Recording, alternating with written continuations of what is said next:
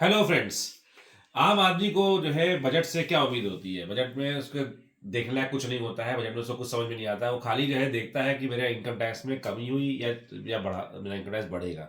तो आज से भी इनकम टैक्स की बात करते हैं और देखते हैं कि 2025-26 के बजट में हमारी निर्मला ताई जो है क्या लेकर आई है। ताई वर्ड खराब नहीं होता, होपफुली इनको बुरा ना लगे। ये ताई वर्ड तो एक रिस्पेक्टफुल वर्ड होता है। तो देखते हैं हमारे फाइनेंस मिनिस्टर जो है क्या चीज़ जो है लेकर आई है हमारे लिए। देखिए, अगर आपका जो है टैक्स स्लैब जो है, अगर बहुत ही कम था, 5 5 लाख या 6 लाख 7 लाख था, तो आपको ज़्यादा फर्क नहीं पड़ता है। फिर अगर लास्ट ईयर का भी देखेंगे तो 9 लाख तक के टैक्स स्लैब में, अगर 9 लाख तक की आपकी इनकम है तो उससे आपको, चाहे आप ओल्ड रजीम में रहे चाहे न्यू रजीम में रहे, ज़्यादा फर्क नहीं पड़ता था आपको। 9 से 12 लाख वालों के लिए जरूर एक था कि नए न्यू टैक्स रजीम जो है, अगर मैं लास्ट ईयर की बात कर रहा हूँ, न्यू टैक्स रजीम जो है लास्ट ईयर में जो है आपको जो है अच्छा खासा टैक्स आ जाता था न्यू टैक्स रजीम में, और ओल्ड टैक्स रजीम में जो है आपको टैक्स कम पड़ता था।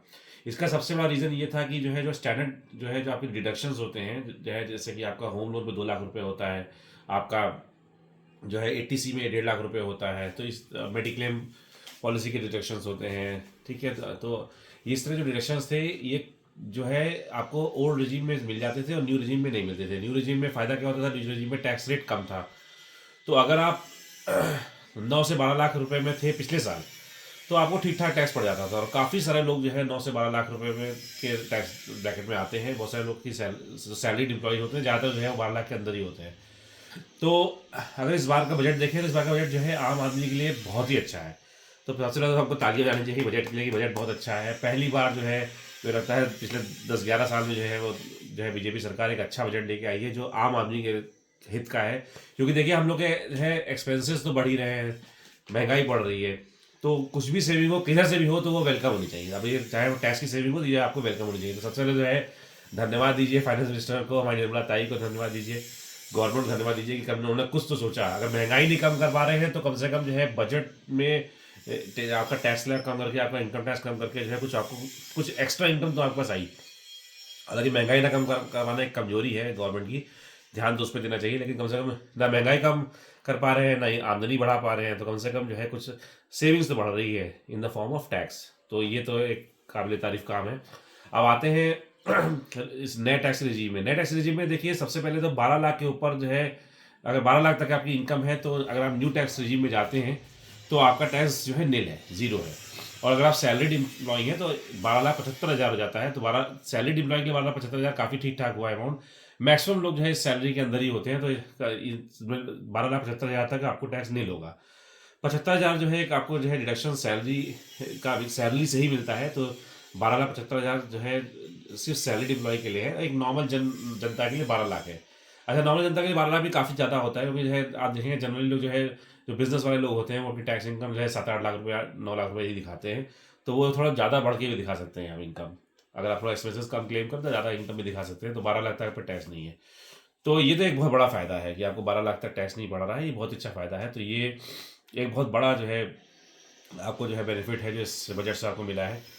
दूसरा जो है एक अच्छा बेनिफिट मिला है जो इस पर ज़्यादा ध्यान नहीं जा रहा है, वो ये है कि आपके जो है पहले, एक अगर आपके 2 घर हैं तो पहले क्या होता था कि आपका एक ही घर आप सेल्फ ऑक्युपाई कर सकते थे। दूसरे घर में जो है आपको एक डीम्ड इनकम की तरह टैक्स देना पड़ता था, कि एक रेंटल जो है आपको डीम्ड रेंटल माना जाता था, उस पर आपको टैक्स देना पड़ता था। मतलब गवर्नमेंट कहती थी आपसे कि अगर आपने एक घर में तो रह रहे हो, अगर दूसरा घर ले लिया इन्वेस्टमेंट पर्पज से भी, तो अब चाहे वो खाली भी रहे, वहाँ पे कोई टेनेंट ना हो, तो आप जो है तब भी आपको टैक्स देना पड़ेगा। तो ये जो है एक प्रॉब्लम था, क्योंकि अगर मान लीजिए घर खाली है, दूसरा घर आपने ले रखा है, आप दूसरा फ्लैट को किराए पर नहीं उठाना चाहते हैं, लेकिन तब भी गवर्नमेंट आपसे कहीं ना कहीं ज़बरदस्ती जो है कहती थी कि नहीं, इसका रेंटल एज्यूम करो और तो है इस पर टैक्स दो। फिर हम लोग क्या करते थे कि बहुत से जो चालाक लोग होते थे वो क्या करते थे कि जो कोई नॉमिनल रेंटल लेके किसी किसी किराए को, फर्जी किसी किराएदार को रख दिया, और जो है जो उसे इससे रेंटल इनकम ले ली, ताकि जो है वो जो है उसका उस पर कोई एक्सेस टैक्स ना बढ़ पाए। तो ये सब करने की अब ज़रूरत नहीं है।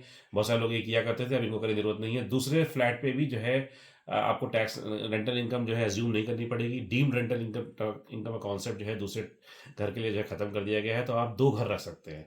तो ये भी एक अच्छा बेनिफिट है। एक आम आदमी के लिए छोटी सी जो है क्लैरिफिकेशन ही हम कह सकते हैं कि एक ये है कि आप जो कैपिटल गेन से सेट ऑफ नहीं मिलेगा। ये लास्ट ईयर तक इस पे बड़ी लड़ाई रही कि कैपिटल गेन्स पे सेट ऑफ, मतलब रिबेट का सेट ऑफ मिलेगा कि नहीं मिलेगा, तो ये सेट ऑफ नहीं मिलेगा। मैं आपको बता दूं कि जो न्यू रेजिम में जो रिबेट हैं, जो जो आपको, जैसे मैं कह रहा हूँ कि आपका जो है आपको टैक्स 12 लाख तक नहीं पड़ेगा, सैलरीड एम्प्लॉय को 12,75,000 तक नहीं पड़ेगा, ये आया कहाँ से? ये सेक्शन 87A है, रिबेट का सेक्शन है, यहाँ से आया। टैक्स तो आपका कैलकुलेशन होती है, पर आपको रिबेट मिल जाती है, तो इससे आपका टैक्स जीरो जाता है। तो पिछले साल तक ये रिबेट 25,000 थी, इस साल ये रिबेट जो है 25,000 से बढ़ा के 60,000 कर दी है। तो क्योंकि रिबेट 60,000 कर दी है, तो 60,000 तक का टैक्स का बेनिफिट ले सकते हैं। लेकिन ध्यान रखिए, सिर्फ ये 12 लाख तक ही है। 12 लाख से 1 रुपये भी इनकम ज़्यादा हुई तो आपको स्लैब रेट्स में जाना पड़ेगा। फिर आपका चॉइस होगी कि हम जो है न्यू टैक्स, न्यू रजीम में जाए, ओल्ड रजीम में जाए। गवर्नमेंट जो है वो आपको जो है फोर्स कर रही है जो है न्यू रजीम में जाने के लिए, क्योंकि देखिए अगर आपका रिटर्न किसी तरह लेट हो जाता है, जैसे 31 जुलाई रिटर्न जो है भरने की लास्ट डेट होती है, और अगर किसी कारणवश जो है आपका अगर रिटर्न जो है लेट हो जाता है, तो आप ओल्ड रजीम में टैक्स भर ही नहीं सकते हैं। तो यहाँ इंटेंशन देखिए गवर्नमेंट की इंटेंशन ये है कि आपको न्यू रजीम में लेके जाना, तो आगे जाके जो भी अच्छे बेनिफिट्स आएंगे वो न्यू रजीम में ही आएंगे। इस बार भी आप देखेंगे तो बढ़िया बेनिफिट किसको मिला? न्यू रजीम वालों को मिला।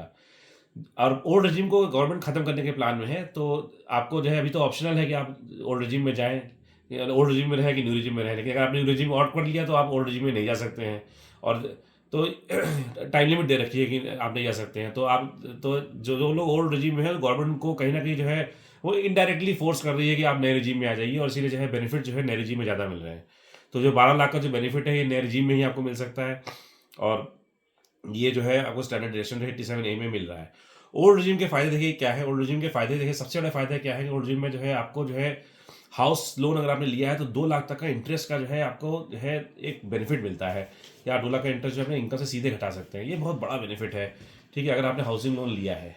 दूसरा जो है 1.5 लाख का जो है आपका जो है 80C के अंदर, जिसमें आप LIC प्रीमियम में पे करते हैं, 80C के बेनिफिट होते हैं। टैक्स सेवर जो है FDs बनवाते हैं, बॉन्ड्स होते हैं, वो म्यूचुअल फंड खरीदते हैं टैक्स सेवर, वो जो है 1.5 लाख तक जो है 80C के अंदर बेनिफिट लेते हैं, जो चैप्टर 6A में आता है। तो ये बेनिफिट जो है स्टैंडर्डाइजेशन जो है, तो ये 3.5 लाख रुपए तो आपके ऐसे होते हैं ना जो हर आदमी इजीली कर लेता है। तो ये न्यू रिजीम में ये डिडक्शंस नहीं है, ये ओल्ड रिजीम में डिडक्शंस हैं। कुल डिडक्शंस जो है, अच्छा, एक मेडिक्लेम होता है 50,000 तक जो है, आप मेडिकल पॉलिसी पे भी अगर प्रीमियम पे कर रहे हैं तो उसमें भी ले सकते हैं। मेडिक्लेम जो है 50,000 तक आप ले सकते हैं। तो कुल मिला के 5,75,000 रुपये जो है आप डिडक्शंस क्लेम कर सकते हैं। छोटे छोटे और डिडक्शंस होते हैं, तो 5,75,000 डिडक्शंस क्लेम कर सकते हैं है। इसमें एक LTA का भी बेनिफिट शामिल है 5,75,000 में। तो मैक्सिमम डिडक्शन जो कोई ले सकता है वो है ओल्ड रिजीम में, वो है 5,75,000। तो ये डिडक्शंस जो है उसी के लिए बेनिफिशियल होते हैं कि जो ये डिडक्शन क्लेम कर पा रहा है, क्योंकि इतनी इतनी सेविंग्स ही होनी चाहिए। आपका जब 5,75,000 डिडक्शन का है कि कहीं इन्वेस्टमेंट होगा तभी डिडक्शन होगा, या कहीं पैसा आपने खर्च किया होगा, वही तो डिडक्शन से क्लेम कर सकते हैं। तो इतनी सेविंग्स होनी चाहिए। मतलब हाउसिंग लोन का, अगर हाउसिंग लोन है और उसका इंटरेस्ट अगर 2 लाख रुपए दे पा रहे हैं, तभी तो आप 2 लाख क्लेम करेंगे। और वैसे ही 80C में अगर आपको जो है 1.5 लाख का इन्वेस्टमेंट आप कर पा रहे हैं, तभी तो आप जो है क्लेम कर पाएंगे। ये मेडिक्लेम पॉलिसी अगर आप प्रीमियम दे पा रहे हैं, तभी आप क्लेम कर पाएंगे। LTA अगर आप जो है अवेल कर रहे हैं, तभी आप ले पाएंगे। तो डिडक्शंस जो है आपके खर्चे जो है, खर्चे का समझ लीजिए एक तरीके का क्लेम था कि आपने जो खर्चे किए, जो है एक्चुअल जेन्युइन खर्चे किए, उसका क्लेम था जो आपको मिल रहा था। अगर आप ये क्लेम नहीं कर पा रहे तो आपके लिए न्यू रजीम ज़्यादा अच्छी है। सबके मन में ये विडम्बना रहती है कि न्यू रजीम जाए कि ओल्ड रजीम जाए। तो अगर आप देखिए मोटा इसका थंब रूल ये है कि आप जो है अगर डिडक्शंस क्लेम कर पा रहे हैं तो आपके लिए ओल्ड रजीम अच्छी है, नहीं क्लेम कर रहे तो न्यू रजीम अच्छी है। न्यू रजीम में टैक्स एक तो अब तो 12 लाख तक जो है आपको छूटी मिल रही है, न्यू टैक्स है। इसके बाद भी जो है आपका टैक्स स्लैब जो है कम है, तो टैक्स स्लैब का रेट कम होने की वजह से आपको जो है कुछ ज़्यादा फायदे मिलते हैं। हालांकि ये फायदे जो है बहुत ज़्यादा, जैसे जैसे जैसे इनकम आपकी 20 लाख के ऊपर हो जाती है तो फायदे बहुत कम हो जाते हैं। लेकिन फिर भी जो है एक डिडक्शन अगर आप क्लेम कर भी पा रहे हैं, सारे डिडक्शन क्लेम कर पा रहे हैं, तो फिर भी जो है मतलब 20 लाख के ऊपर वाले लोगों के लिए भी मतलब लाख रुपए तक का डिफरेंस अभी ओल्ड रजीम न्यू रजीम में आ ही जाता है। 50,000 से लाख रुपए तक का डिफरेंस आ जाता है। तो कुल मिला के जो है मेरा एक बहुत बड़ी चीज़ है जो हमको जो है दी गई है कि समझ है आपकी है, सरकार ने जो है मतलब करीब जो है 1 लाख आ रहा है, 1 लाख करोड़ तक का जो है टैक्स जो सरकार को मिलता था, वो जो है सरकार ने फोरगो किया है। तो बड़ी चीज़ की दी है अब, और सरकार ने माना है कि जो है कि अब जो एग्जिस्टिंग लोग हैं वो और ज़्यादा टैक्स देंगे, और जो लोग अपनी इनकम को दबा के रखते थे वो अपने इनकम को खुल के दिखाएंगे। अब इसमें एक रिस्क यही है कि सरकार कहीं ना ऐसा ना करे कि 2 साल बाद ये जो है सब चीज़ें खत्म कर दे और वापस जो है टैक्सेबल कर दे। आपने इनकम अगर मान लीजिए अभी 7 या 8 लाख दिखा रहे हो, अगर आप बिजनेस वाले हैं, तो बिजनेस वाले अक्सर ये करते हैं, इनकम जो है थोड़ा दबा के दिखाते हैं। तो अगर मान लीजिए आपने इनकम 7-8 लाख रुपए दिखाई, आपने उसको 12 लाख तक एग्जम्प्ट हो गई, आपने उसको उठा के 11 साढ़े 11 लाख कर दी। सरकार ने जो है ये स्कीम जो है 2 साल बाद विड्रॉ कर ली, ऐसा हो सकता है, देखिए ये सब सरकार कर सकती है ऐसा। और 2 लाख विड्रॉ कर ली, कहा कि हमने 8 ही लाख तक जो है टैक्स ज़ीरो रहेगा। आप 11 लाख दिखा सके होगे तो आप 11 लाख से वापस 8 लाख आ ही नहीं पाओगे, आ जाओगे स्क्रूटनी में आपका केस आ जाएगा, आप फंस जाओगे। तो ये कि ये थोड़ा छोटा सा रिस्क जरूर है कि अगर आपने इनकम को, अगर आप सही नहीं दिखा रहे हैं, अगर इनकम को दबा रहे हैं इनकम को, तो यार ये जो है छोटा सा रिस्क है कि आपने उसको पहले न्यू रेजिम में बढ़ा दिया, क्योंकि अब तो टैक्स देना नहीं है, और सरकार ने स्कीम विड्रॉ कर ली, सरकार ने स्लैब उसका फिर बदल दिया। कुछ करना नहीं है 87 में चेंज कर देने के लिए। अब 60,000 की रिबेट की जगह हम जी 40,000 देंगे, तुरंत ही सब सारी कैलकुलेशन सब बिगड़ जाएंगी। तो ये छोटा सा ये रिस्क है। और एक और खास बात है इस बजट में जो है वो ये है कि कैपिटल गेन्स, मैंने बताया था कि कैपिटल गेन्स का जो सेट ऑफ है वो अब आपको नहीं मिल सकेगा। ये लास्ट ईयर तक बहुत लड़ाई थी, कैपिटल गेन्स का सेट ऑफ मिलेगा कि नहीं मिलेगा। इसके लिए बॉम्बे हाई कोर्ट में जो है एक रिट भी हुई, लोगों ने इस पर फाइट भी किया कि भाई इसको मिलना चाहिए, क्योंकि एकदम से ना पोर्टल पे ही जो है इसका बेनिफिट मिलना बंद हो गया था। तो अब ये बिल्कुल क्लियर कर दिया है सरकार ने कि आप जो जितने भी स्पेशल रेट्स के टैक्स हैं, जिसमें कैपिटल गेन आता है, लॉन्ग टर्म शॉर्ट टर्म आता है, शॉर्ट टर्म 15%, लॉन्ग टर्म 10% जो आता है, तो ये जितने भी कैपिटल गेन के जो स्पेशल रेट के टैक्स हैं, इसका कोई भी सेट ऑफ नहीं मिल सकेगा। मतलब कि अगर आपकी 12 लाख की इनकम है तो आपका टैक्स तो जीरो रहेगा, लेकिन इसके अंदर कैपिटल गेन की कोई इनकम है तो वो स्पेशली अलग से टैक्सेबल रहेगा, तो कैपिटल गेन पे आपको टैक्स देना पड़ेगा। तो ये एक बहुत अच्छी क्लैरिटी आई है, क्योंकि इसमें कंफ्यूजन बनी रहती थी पिछले सालों में कि टैक्स देना है कि नहीं देना। तो कैपिटल गेन से कोई सेट ऑफ नहीं है, ठीक है। रूल्स क्लियर होने चाहिए, टैक्सेशन रूल्स हमेशा क्लियर होने चाहिए कि हमको देना है कि नहीं देना है, क्लियर होना चाहिए। टैक्सेशन में जितना कम लिटिगेशन हो उतना अच्छा होता है। तो ये कुछ जो है फ़ायदे जो है नए बजट में हमें आए हैं, जो मैंने आपको बताया है। छोटे छोटे मैं वीडियो और बनाऊंगा जिसमें जो है आपको मैं और छोटे छोटे फ़ायदे दिखाऊंगा, थोड़ा सा जो है एक प्रेजेंटिव जो है एक इनकम लेके भी मैं दिखाऊंगा कि टैक्स का बेनिफिट कितना हो रहा है, ये मैं आपको बताने की कोशिश करूंगा।